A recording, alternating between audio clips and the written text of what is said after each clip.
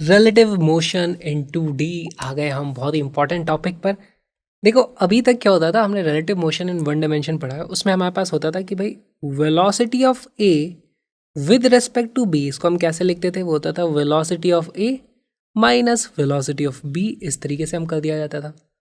अब यहाँ पे कुछ नहीं लिखा है तो हम मान लेते थे कि भाई ये दोनों ही velocity with respect to ground होंगी, इस तरीके से हमारे पास एक फॉर्मूला आ जाता था और यहाँ पे सब वेलोसिटीज़ को वेक्टर फॉर्म में लिखा जाता था। एग्जैक्टली सेम चीज़ होती है हमारे पास मोशन इन 2 डायमेंशन या मोशन इन 3 डायमेंशन में, यही फॉर्मूला रहने वाला है। इनफैक्ट इसका विजुअल रिप्रेजेंटेशन भी वही होता है। कैसे, इसको फील करने की कोशिश करेंगे। भाई हमारे पास ये है पार्टिकल ए और इसकी वेलोसिटी है इस तरफ वी ए, ठीक। हमारे पास एक है पार्टिकल जो इस तरफ जाता है, इसकी वेलोसिटी है वी बी, इसको मैं बोल देता हूँ पार्टिकल बी। ए इधर जा रहा है, बी इधर जा रहा है। हमसे पूछा है इसका मतलब क्या हुआ, पहले तो ये बताओ। देखो V A with respect to ground, यानी कि ये जो इसकी वेलोसिटी है विद रेस्पेक्ट टू ग्राउंड ही है। अभी हमारे पास एक कोऑर्डिनेट सिस्टम है एक्स वाई, ठीक है। V B with respect to ground वो बेसिकली कुछ नहीं है, यही वेलोसिटी है, ठीक। ये क्या लिखा, velocity of A with respect to B, यानी कि अगर मैं बी से पूछूं तो ए किस तरीके से मूव कर रहा है ना। तो ऐसा भी हो सकता है, जैसे हमने देखा था जब हम ट्रेन में बैठे होते हैं, पेड़ भले ही रेस्ट पे होता है लेकिन हमें दिखता है कि वो पीछे जा रहा है। तो अब ये भले ही रियलिटी में with respect to this reference frame वो इस तरफ जा रहा था, लेकिन अगर मैं बी से पूछूंगा तो बी शायद बोले अरे नहीं वो तो इधर जा रहा था, अरे नहीं वो तो इधर जा रहा था, अरे नहीं वो तो इधर जा रहा था, किधर भी हो सकता है वो। इस चीज़ को कैसे अप्रोच किया जाए, तो देखो हमें विद रेस्पेक्ट टू बी पूछा है तो हम बी के रेफरेंस फ्रेम में जाएंगे। बी के रेफरेंस फ्रेम में जाएंगे का मतलब हमारे लिए हम बी के ऊपर जा करके बैठ जाइए। अगर बी एक गाड़ी है तो मैं उसमें बैठ गया, और मैं जब उसमें बैठ गया तो मुझे वो चीज़ मूव करती हुई नहीं दिखेगी। तो बेसिकली इसकी वेलोसिटी को ज़ीरो करना पड़ेगा। तो इसकी वेलोसिटी ज़ीरो करने के लिए, तो अगर मेरे को विद रेस्पेक्ट टू बी पूछा है, इसका मतलब stop it, stop B. B को कैसे रोकोगे, बी तो इधर जा रहा था बी से। तो एक काम करते हैं, उसमें उसकी जितनी स्पीड थी उतनी ही ऑपोजिट डायरेक्शन में इस तरीके से वी बी को मैं ऐड कर देता हूँ। अच्छा ये सिर्फ इसमें नहीं ऐड करेंगे, अगर मैंने ऐड करी है तो यहाँ पे जितने भी पार्टिकल मूव कर रहे थे सभी को ये वाली वेलोसिटी हम ऐड कर देते हैं इस तरीके से। ये इसमें भी ऐड कर दी मैंने वी बी ऐसे, ओके। अब जब मैंने इसमें ये वेलोसिटी इसकी खुद की थी, एक वेलोसिटी और इसमें ऐड कर दी, तो इसकी नेट वेलोसिटी हो जाएगी ज़ीरो और ये रेस्ट पे आ जाएगा। तो इसकी velocity is equal to zero W R T B. खुद के रेस्पेक्ट में तो ज़ीरो ही होती है, मेरे रेस्पेक्ट में तो मैं रेस्ट पे ही रहता हूँ हमेशा, भले ही मैं कितनी भी तेज चल रहा हूँ। ऐसा थोड़ी कि मेरी बॉडी अलग निकल के चली गई, मैं बोला हाँ हाँ देखो वो जा रहा है 5 मीटर पर सेकंड से, ऐसा तो कभी नहीं होता, करेक्ट। तो वही चीज़ यहाँ पे भी हुई है, ओके। अब यहाँ पर इसकी दोनों वेलोसिटीज़ को हमने जोड़ा था तो अब ज़ीरो आ गया था। इसकी दोनों वेलोसिटीज़ को जोड़ोगे तो वो आ जाएगी हमारे पास velocity of A with respect to B. तो इन दो वेक्टर्स को जोड़ते कैसे हैं, या पैरेललोग्राम लॉ लगा लो यहाँ पे, तो हमारे पास नेट रिजल्टेंट अब जो आ जाएगा ये आ जाएगा। इसको मैं बोलूँगा velocity of A with respect to B. या फिर इसी को समझने का दूसरा तरीका देख लो, हम अगर ये वाला फॉर्मूला लगाते जो हमारे पास फॉर्मूला लिखा हुआ है velocity of A with respect to B, इसको क्या बोलेंगे, velocity of A minus velocity of B. तो वेलोसिटी ऑफ ए तो ये थी, माइनस करनी है इसमें से वेलोसिटी ऑफ बी। अच्छा माइनस वेलोसिटी ऑफ बी कैसे कर सकते हो, देखो इसी को मैं लिख दूंगा velocity of A with respect to G plus minus of velocity of B, है ना। ये विद रेस्पेक्ट टू जी को एक बार फिर भी हटा देता हूँ मैं। तो ये इस तरीके से हम सब्ट्रैक्शन करते हैं ना, यहाँ पे सब्ट्रैक्शन था, माइनस बी तो करते नहीं, हम ऐड कर देते हैं माइनस बी। तो बेसिकली ये वी बी थी, उसका नेगेटिव मैंने ये इस तरीके से बनाया, ये क्या हो गया मेरे पास माइनस का V B. In fact this is minus का V B, this is minus का वी बी। वी ए में मैंने माइनस के वी बी को ऐड कर दिया। अब यहाँ पे पैरेललोग्राम बना करके ऐड करो, नहीं तो आप इस तरीके से भी उनको ऐड कर सकते थे, है ना। और हमारे पास ये रिजल्टेंट आ जाता है जो है हमारा velocity of A with respect to B. इस चीज़ का बहुत ज़्यादा हमें इस्तेमाल करना होगा, यही हमारे पास रिलेटिव मोशन इन 2 डायमेंशन। और एक चीज़ अगर हम इसे दूसरी तरीके से लिखें, जैसे इसको उठा के आप दूसरी तरफ ले आओ, तो मेरे पास क्या हो जाएगा, velocity of A with respect to B plus velocity of B with respect to G will become velocity of A with respect to G. Again ये भी हम मोशन इन 1 डायमेंशन में जब रिलेटिव वेलोसिटी पढ़ रहे थे तब इस फॉर्मूले को देख चुके हैं। यहाँ पे देखो A with respect to B है, फिर b with respect to g है, तो ये दोनों जो b है ये सब उड़ जाता है, हमारे पास सिर्फ a with respect to g बचता है। देखो a with respect to g बचा है, तो ये फॉर्मूले हमारे पास आ जाते हैं। और ये चीज़ें जो हमने वेलोसिटी के लिए लिखी हैं एग्जैक्टली सेम ट्रू होती है एक्सेलरेशन के लिए भी। आप यहाँ पे लिख सकते हो सेम फॉर एक्सेलरेशन। हम क्या लिख देंगे, acceleration of a with respect to b will be equal to acceleration of a minus acceleration of b। Again with respect to ground कर दो, विद रिस्पेक्ट टू ग्राउंड कर दो, सभी के ऊपर इस तरीके से वेक्टर लगा दो। एक और दूसरा फॉर्मूला भी यहाँ पे बना सकते हो, क्या लिख सकते हो, acceleration of a with respect to b plus acceleration of b with respect to ground. ये ग्राउंड की जगह c भी हो सकता है। अगेन आप यहाँ पे देखोगे ये वाली जो टर्म है वो गायब हो जाएंगी, हमारे पास क्या बच जाता है, will be equal to acceleration of a with respect to ground. तो ये कुछ फॉर्मूले हैं जो हमें पता होने चाहिए। सबसे बेसिक तो यही है, अगर आपको ये पता है तो आप सारे के सारे फिर वहाँ से निकाल सकते हो। अब इस पर बेस बहुत सारे अच्छे अच्छे क्वेश्चन हैं, उनको देखते हैं।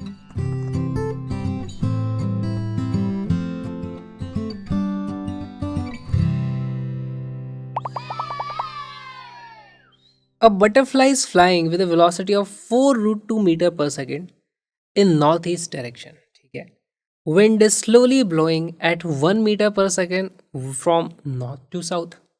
The resultant displacement of butterfly in 3 seconds. अब ये बहुत ही अच्छा सवाल हो गया। सबसे पहली बात तो जब भी आपको नॉर्थ साउथ ईस्ट वेस्ट आए तो हमेशा टॉप पे नॉर्थ होता है, बॉटम में हमारे पास साउथ होता है।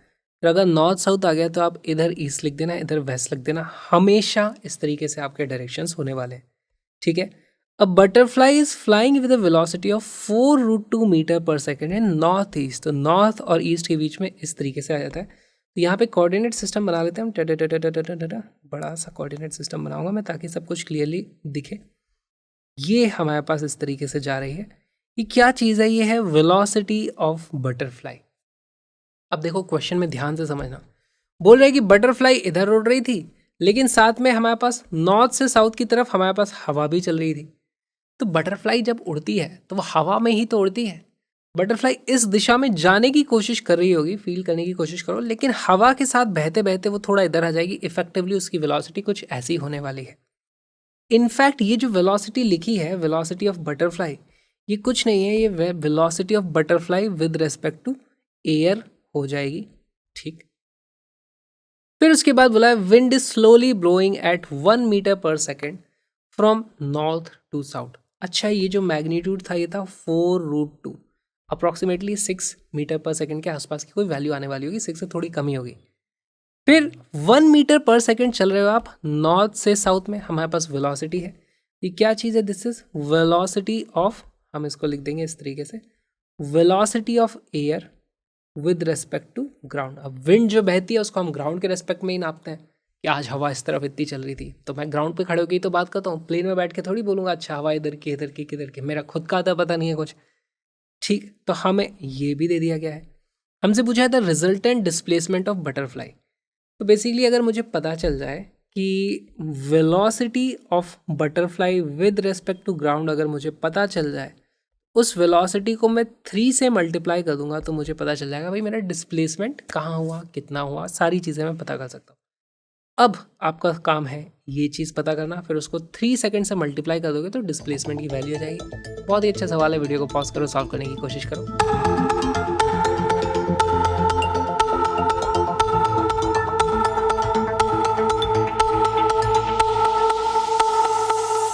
इसका करेक्ट आंसर है डी। सॉल्व करना शुरू करते हैं। देखो हमारे पास पहली बात तो इक्वेशन लिखनी है, हमें पता करना है velocity of butterfly with respect to ground. तो इसी को मैं लिख सकता हूँ velocity of butterfly with respect to ground will be equal to velocity of butterfly with respect to air plus velocity of air with respect to ground. तो ये बीच वाला सारा का सारा हमारा गायब हो जाएगा, हमारे पास बचेगी सिर्फ velocity of butterfly with respect to ground. तो ये हमारे पास इक्वेशन आ गई। अब यहाँ पे करना क्या है, इन दोनों वेक्टर्स को ऐड करना है। Velocity of butterfly with respect to air ये रहा, velocity of air with respect to ground ये रहा। इन दोनों वेक्टर्स को ऐड करना है मुझे। तो इन दोनों वेक्टर्स को किस तरीके से ऐड कर सकता हूँ, उठा के इधर ले जाऊँगा इसको, ऐसे ये ऐड हो गया, ये आ जाती है मेरे पास इस तरीके से। This will be velocity of butterfly with respect to ground, ये आ गई हमारे पास। अब अगर मेरे पास ये आ जाएगी 3 सेकंड में हमारा डिस्प्लेसमेंट कितने वाला होने वाला है ये मुझे पता करना है। तो देखो इसको पता कैसे करोगे। ऑलराइट, अगर ये वाली वैल्यू मेरे पास 4√2 थी, इसका मतलब ये वाला कंपोनेंट भी 4 हो जाएगा, ये वाला कंपोनेंट भी 4 हो जाएगा, तभी तो ये 4√2 होगा, है ना। This was equal to 4। ये भी हमारे पास 4 के बराबर था, है ना। इसको मैं कहाँ पे दिखा दूँ, यहाँ पे दिखा देता हूँ। ये भी हमारे पास 4 के बराबर था। अब ये पूरा 4 था, उसमें से 1 को माइनस कर दिया तो ये बचेगा कितना, ये बचेगा हमारे पास 3। This will B 3। 4 है 3 है तो ये हमारे पास हो जाएगी कितनी, 5। इसका जो मैग्नीट्यूड आ जाता है ये ग्राफिकली मुझे दिखाई दे रहा है कि this will be equal to 5 metre per second. और जैसे ही हमारे पास 5 मीटर पर सेकेंड आ गया तो इसको 3 से मल्टीप्लाई कर दो तो डेल्टा एक्स नहीं बोलेंगे, एक्स डायरेक्शन में थोड़ी हो रहा है, तो अब मैं बोलूँगा displacement is equal to 3 into 5 which is equal to 15 मीटर। D becomes our correct answer. तो मेन चीज़ है हमें ये लिखना आना चाहिए। भाई हम एयर में चल रहे थे तो हमारी कुछ वेलोसिटी एयर के रेस्पेक्ट में, फिर एयर खुद चल रही थी तो उसकी वेलोसिटी भी हम में ऐड हो जाएगी, तो हमारे पास नेट रिजल्टेंट ये आ जाएगी। ले दे करके हमें बस इतना सा समझना था। ये सब तो लिखने की बातें फॉर्मेलिटीज़ हैं, फील करना सीखो। सेम चीज़ हमारे पास रिवर बोट प्रॉब्लम में होती है। बोट इधर चलती है, रिवर बहा के इधर ले आती है, तो नेट वेलोसिटी इस तरीके से हो जाती है। यही चीज़ बार बार इस्तेमाल होने वाली है।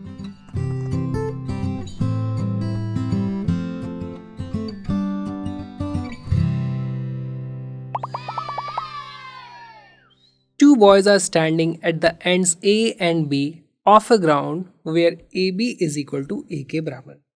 The boy B starts running in a direction perpendicular to AB with velocity v1. The boy A starts running simultaneously with velocity v and catches the other boy in time t. Time t की value हमें बतानी है। तो देखो यहाँ पे question actually बहुत आसान है, पर आपको थोड़ा सा डायग्राम बनाना पड़ेगा। तो एक इस तरीके से हम पहले फील्ड बना लेते हैं हमारे पास।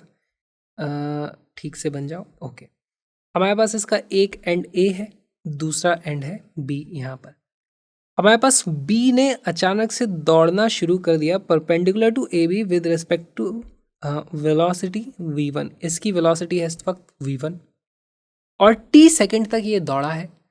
t सेकंड में दौड़ते दौड़ते दौड़ते ये यहाँ पे पहुँच जाएगा और उसी वक्त इस दूसरे वाले ने इसको पकड़ लिया। तो यानी कि जब उसने पकड़ लिया बेसिकली ये इस दिशा में दौड़ा होगा, इसकी जो वेलोसिटी इस तरफ रही है वो रही होगी इस तरीके से v के बराबर। दोनों t समय में यहाँ पहुँच जाते हैं। तो हमसे क्या पूछा है, टाइम t की वैल्यू पूछी है जो कि a और v1 और v के रेस्पेक्ट में आएगी। ये डिस्टेंस हमारे पास a के बराबर है। बहुत ही सिंपल सा भी सवाल है। थोड़ा सा वीडियो को पॉज करो, सॉल्व करने की कोशिश करो, हमें बताओ कि टाइम t की वैल्यू कितनी आने वाली है। इसको कैसे करोगे, ये वाला जो डिस्टेंस है वो हो जाएगा v1 टाइम्स टी, ये वाला डिस्टेंस हो जाएगा v टाइम्स टी, ये हमारे पास a। अब तो बचा क्या, सब कुछ तो बता दिया। पॉज करो, सॉल्व करो।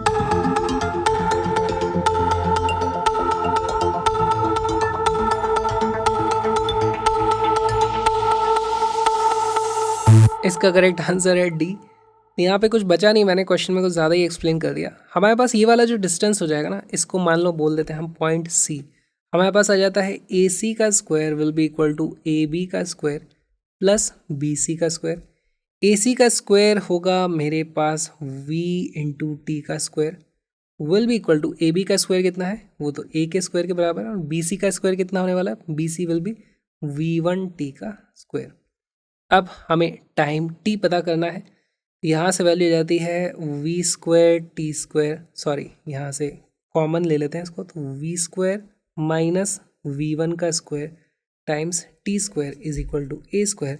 यहाँ से t की वैल्यू आ जाती है under root of A square upon V square minus v1 का square. D is the correct answer.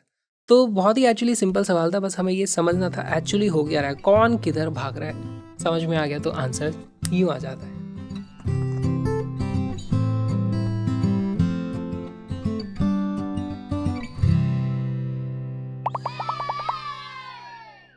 A bomb is dropped by a fighter plane flying horizontally to an observer sitting in the plane. The trajectory of the bomb is। तो ये बहुत ही अच्छा conceptual सवाल है, थोड़ा सोचने की कोशिश करो। हाँ, वीडियो को पॉज करो, सॉल्व करने की कोशिश करो।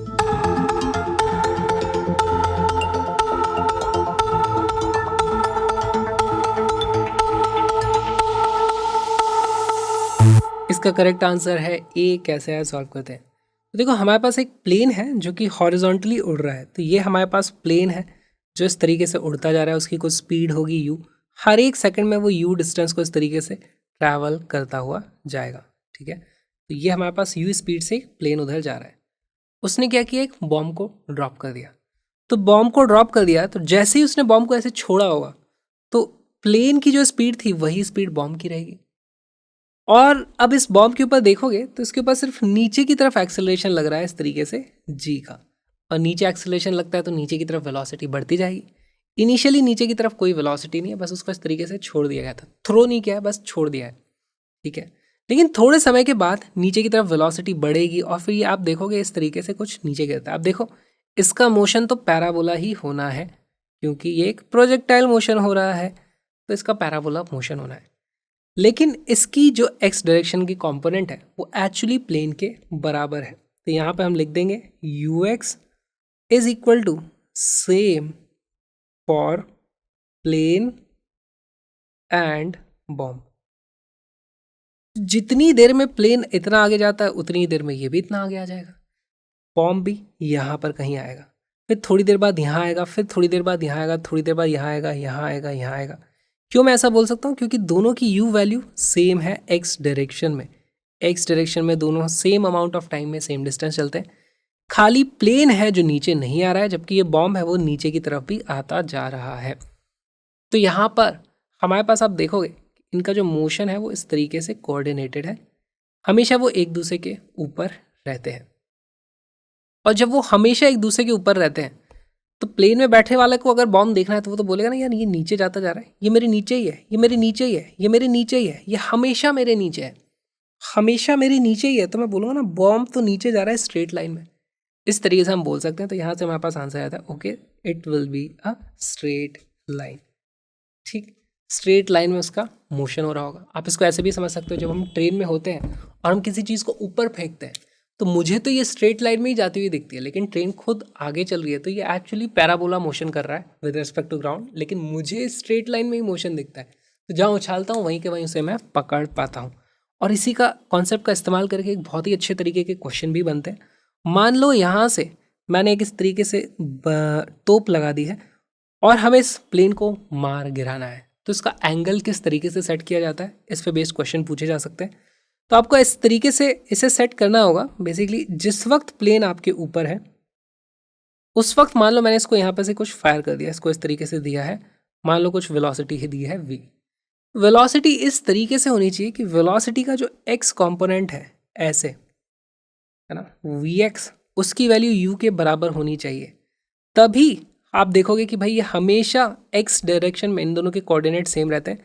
जब ये यहाँ तक जाएगी, कुछ ऐसे जाएगी ना, उस वक्त प्लेन यहाँ आ जाएगा, फिर थोड़ा और आगे जाएगी तब प्लेन यहाँ आएगा, फिर थोड़ा और आगे जाएगी प्लेन यहाँ आएगा। तो बेसिकली हम देखते हैं कि दोनों x कोऑर्डिनेट सेम रहता है और फिर जाकर के टकराते हैं। अगर vx की वैल्यू u के बराबर नहीं हुई तो कभी भी मिसाइल उसको हिट नहीं कर पाएगी। तो इस पे बेस्ड भी सवाल आपसे पूछे जा सकते हैं। हमें पता होना चाहिए कि x डायरेक्शन की वेलोसिटी सेम होनी चाहिए। ये जो छोटा सा वीडियो आपने देखा, एक छोटा सा पार्ट है एक बहुत ही प्यारे से सुंदर से क्रैश कोर्स का, जिसमें हमने कंप्लीट फिजिक्स को कवर किया है with lots of PYQs and colourful graphics. Link is in the description. पूरा का पूरा कोर्स देख लो, मज़ा आ जाएगा आपको और आपकी तैयारी अच्छी हो जाएगी। I think this is the best crash course for you. सबसे कम समय में सबसे आसानी से समझाने की मैंने कोशिश करी है। आई होप कोशिश सक्सेसफुल रहे, आपको मज़ा आ जाए देखने में। तो अगर पसंद आ गया वीडियो तो प्लीज़ कुछ ना कुछ कमेंट भी ज़रूर कर देना, कुछ भी कर देना कमेंट। हम मिलेंगे अगले वीडियो में।